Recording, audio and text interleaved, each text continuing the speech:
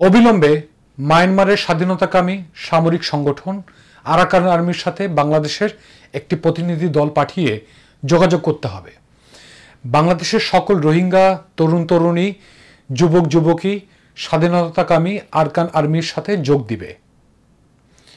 এক্ষেত্রে বাংলাদেশ প্রয়োজনীয় সাহায্য ও সহযোগিতা করবে। ইতিমধ্যে আমরা দেখেছি মায়ানমারের সামরিক সরকার রোহিঙ্গাদের ফিরিয়ে নেবার ক্ষেত্রে কোনো প্রকার প্রচেষ্টাই নেয়নি, বরং বিভিন্নভাবে ছলচাতুরি করেছে, এখানে গোলাবারুদ ফেলেছে।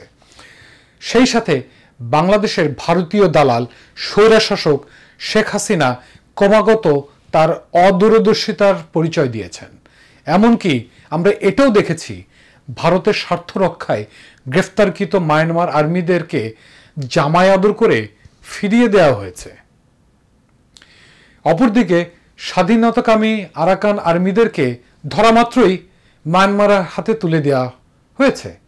এটা মুক্তিযুদ্ধের চেতনা পরিপন্থী, কারণ আমরা যে কোনো স্বাধীনতাকামী সংগঠনকে সমর্থন দেব এবং একমাত্র এই আরাকান আর্মির সাথে যোগাযোগ করতেই পারে আমাদের রোহিঙ্গা সমস্যার সমাধান, সুযোগ সৃষ্টি।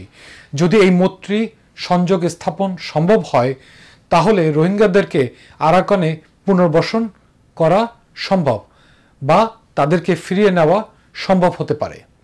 এক্ষেত্রে বাংলাদেশ সরকার যে কোনো জরুরি পদক্ষেপ নিতে দ্বিধাবোধ করবে না।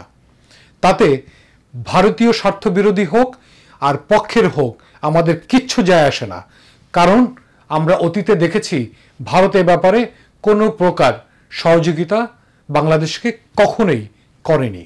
চীন যেমন মায়ানমার আর্মির সাথে যোগাযোগ রেখেছে, তেমনি আরাকান আর্মির সাথেও স্বাধীনতাপন্থীদের সঙ্গেও যোগাযোগ রেখেছে।